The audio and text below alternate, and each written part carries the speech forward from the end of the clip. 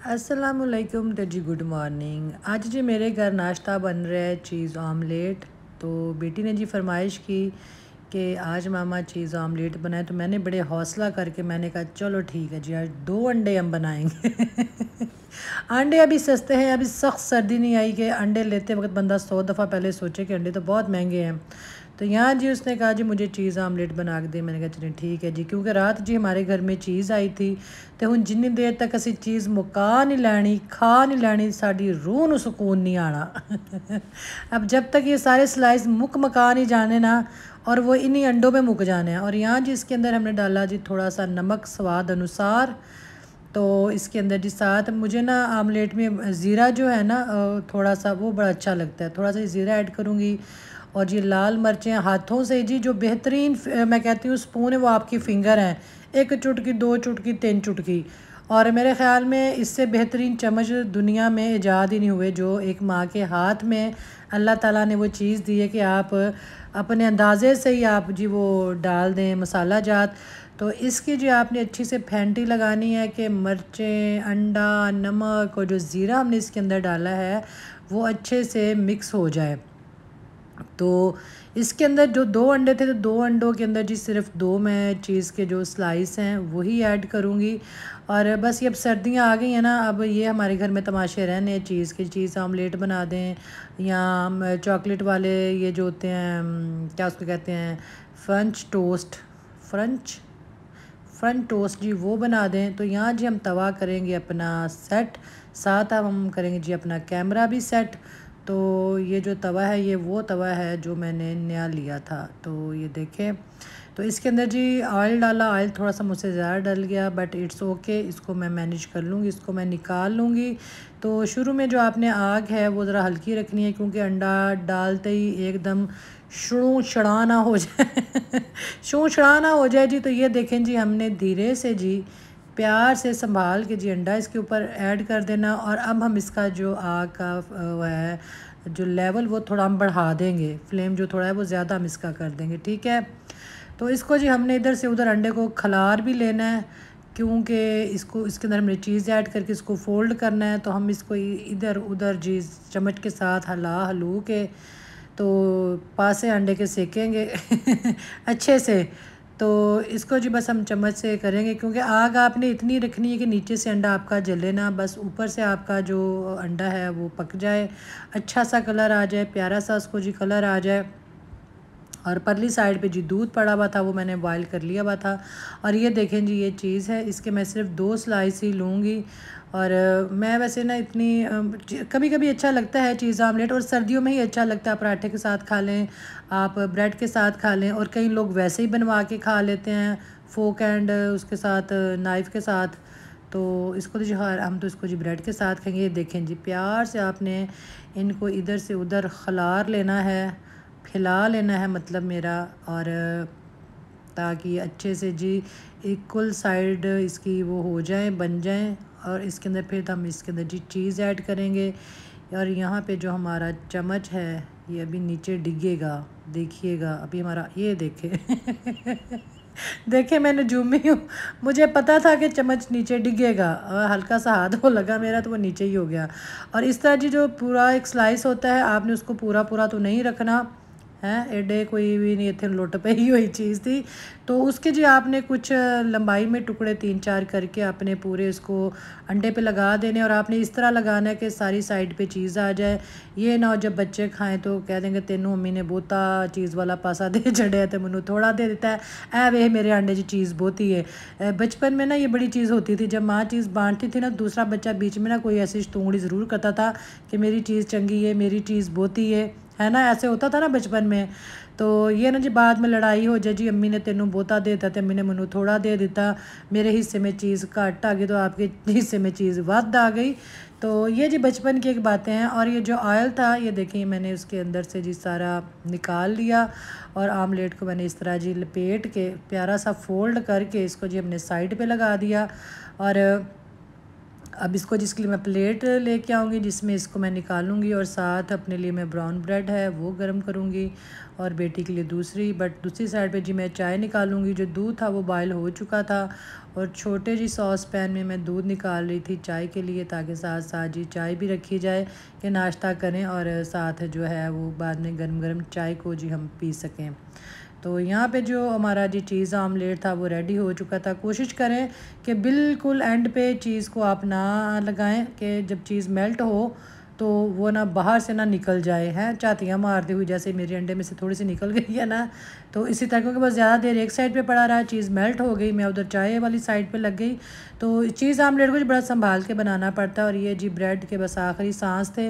दूसरी bread new भी थी और मैंने कहा बट पहले इसको भी ख़त्म कर लें, ये ज़ाया ना हो। ये देखें जी चीज़ आमलेट हमारा मज़ेदार सा बन गया। ये जो हमारी डुल डला गई थी इसको जी हम उतार लेंगे, इसको भी हम खाएँगे।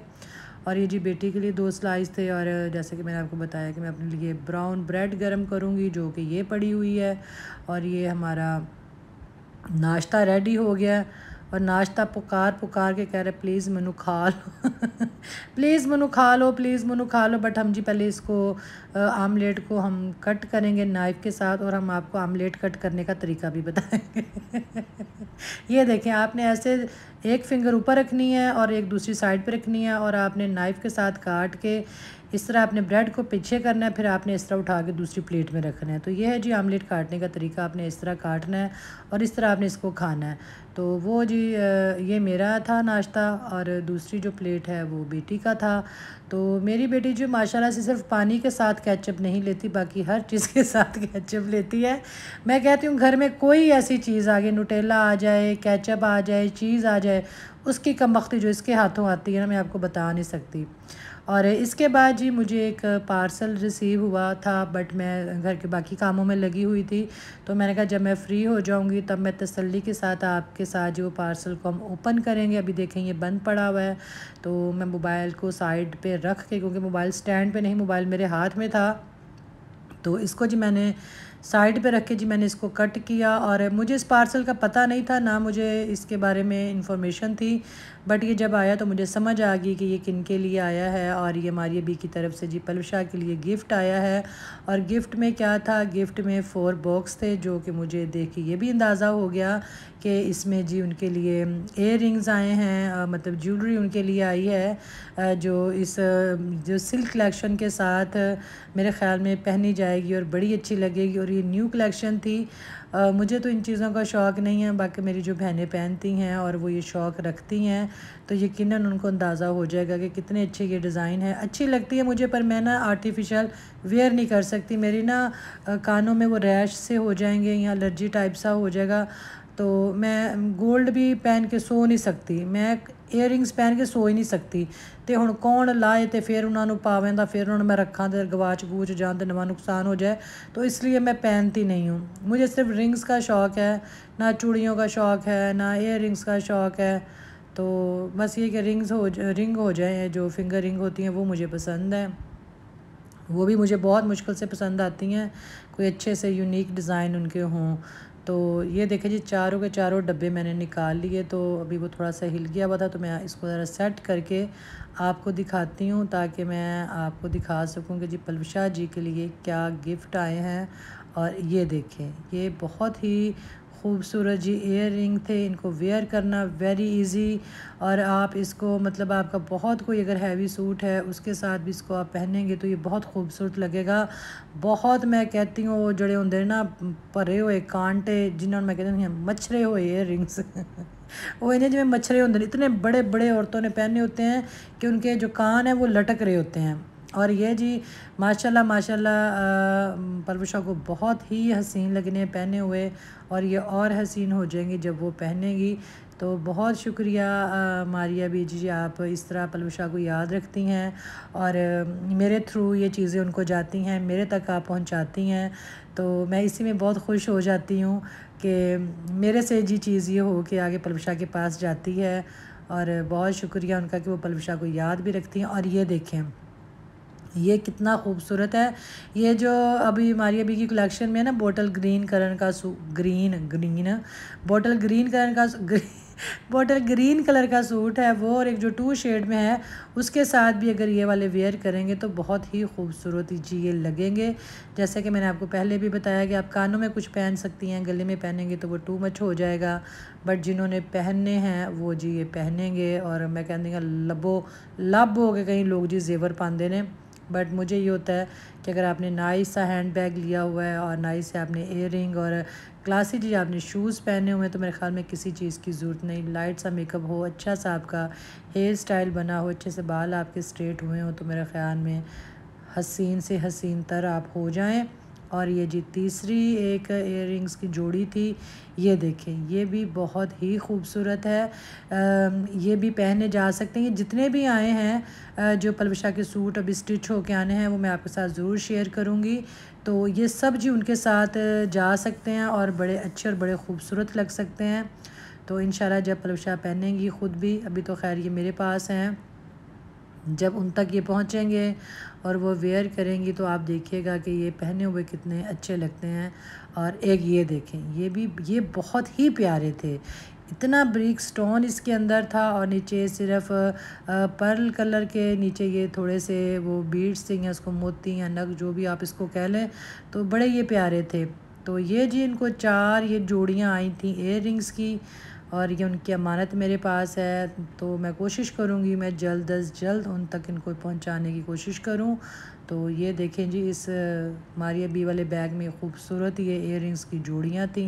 अल्लाह ताला जी पहनना हंडाना नसीब करे। और मैं कहती हूँ अल्लाह ऐसे इंसान को तरक्की दे। मेहनत है तो तरक्की है, नहीं तो जिन्होंने कहते हैं नाम और शोहरत और पैसा भी बनाना वो गलत कामों से भी हो जाता है। बट अच्छाई इसी में है कि आप अच्छे कामों से अपना नाम बनाएं, और एक अपनी जो आपकी तरबियत है वो अपनी तरबियत भी आप आगे दिखाते हैं और आगे ले के आते हैं कि ये हमारी तरबियत है। तो इंसान अच्छे और बुरे कामों से सब कुछ बताता है। बाकी ये है कि कोई माँ भी नहीं चाहेगी वो अपनी औलाद की तरबियत बुरी करे। ये अगले सीखने वाले बच्चों पे भी डिपेंड करता है कि वो क्या सीख रहे हैं, कुछ घर से सीख रहे हैं या कुछ बाहर से इस तरह का सीख रहे हैं। तो इसके बाद जी हमें एक कॉल आई साइमा की तरफ से उसकी बेटी की कि आंटी आप कुछ देर के लिए आ सकती हैं, कुछ ज़रूरी काम है, कुछ आपसे मशवरा करना है। तो मैंने कहा कि ठीक है, मैं एकेडमी से लेके बेटी को तो मैं सीधा आपकी तरफ आ जाती हूँ, क्योंकि उसके आने का टाइम है और मैं आ जाऊँ तो पीछे से वो आ जाए तो वो परेशान ना हो कि माँ किधर गई है। तो मैंने कहा जैसे ही मैं उसको लेके मतलब निकलूँगी तो फिर मैं आपकी तरफ हम आ जाएंगे। मैंने कहा खैर तो है मामा ठीक है। उसने कहा आंटी सब कुछ ठीक ठाक है, बस आप ना कोशिश करें कि आप जल्दी आ जाएं। तो मैंने ये कहा कि खैर खैरियत है, कोई परेशानी की बात तो नहीं है, कि अगर ऐसी बात है तो फिर मैं जल्दी आ जाऊँ। उसने कहा नहीं नहीं आंटी आप ना इकट्ठे ही आ जाएं और आप आराम से आ जाए, कोई ऐसा इशू नहीं है, बट जब आप निकलें तब आपने हमें इन्फॉर्म कर देना कि हम निकल आए। मैंने कहा चलिए ठीक है। अब मुझे शक पड़ रहा था कि कोई इनका प्लान है या क्या है या कुछ ऐसी चीज़ है जो ये अंजेल मुझे बता नहीं रही। तो बस यही था कि चलो चलो जाके देखते हैं। तो जो घर के नॉर्मल कपड़े थे वही पहने हुए थे, कोई ऐसा नहीं था कि जी तैयारी करके, क्योंकि जैसे ही कॉल आई है मैं घर से निकलने वाली थी तो मैंने यही कहा। और यहाँ पे अंजेल बाहर खड़ी थी, मुझे थोड़ा डाउट हुआ कि बाहर खड़ी है, शायद कोई और मेरी फ्रेंड्स यहाँ पे आई हुई हैं तो इसलिए मुझे इन्होंने बुलाया है। तो मुझे कोई ऐसी ख़ास समझ नहीं आ रही थी। अंजेल का ये ड्रेस था बहुत ही प्यारा था। ये मैं आपको पूरा भी दिखाऊंगी। बड़ा खूबसूरत सा था, कलर भी बड़ा प्यारा था और जो एम्ब्रॉयडरी थी वो भी बहुत खूबसूरत हुई थी। और ये देखें, तो जी जब हम अंदर गए तो अंजेल कुछ नहीं बता रही थी, तो हमने कहा चले जी हम अंदर जाके देखते हैं। अंदर गए तो अंदर भी कोई नहीं था। तो मैंने कहा अंजेल आपने हमें बुलाया क्यों है? और यहाँ जी साइमा किचन से आ रही थी, साइमा को हम मिले और कोई यहाँ पे मेहमान या कोई अपनी फ्रेंड्स मुझे नज़र नहीं आ रही थी, और मुझे तजस्सुस हो रहा था कि इन्होंने मुझे क्यों बुलाया। तो यहाँ कि मैं पूछ रही थी साइमा से कि क्या चक्कर है, क्या बात है बताओ। तो यहाँ अंजेल ने बताया कि आज हमने पिज़्ज़ा बनाया है तो आपको पिज़्ज़े के लिए बुलाया है। तो मैंने कहा मुझे पहले बता देते, मैं तो घर से चाय पी के निकली हूँ, मतलब मैंने चाय पी ली थी तब मुझे आपकी कॉल आई। और यहाँ मैं साइमा को कहती मुझे पहले बता देती।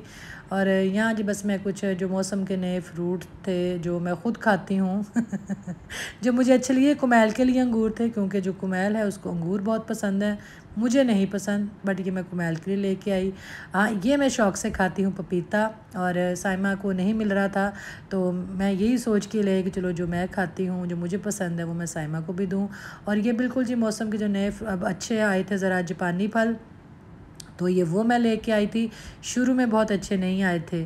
और यहाँ जी हमारी तवाज़ो जो है सबसे पहले जूस से हुई है। देखिए नेस्ले का जो जूस था, नेस्ले का ही है ना, हाँ जूसों का नाम भी भूल जाती हूँ, मैं तो पीती नहीं हूँ। और बेटी ने कहा जी मामा को हाफ़ गिलास देना है, मामा को पूरा गिलास नहीं देना क्योंकि इनको शुगर है।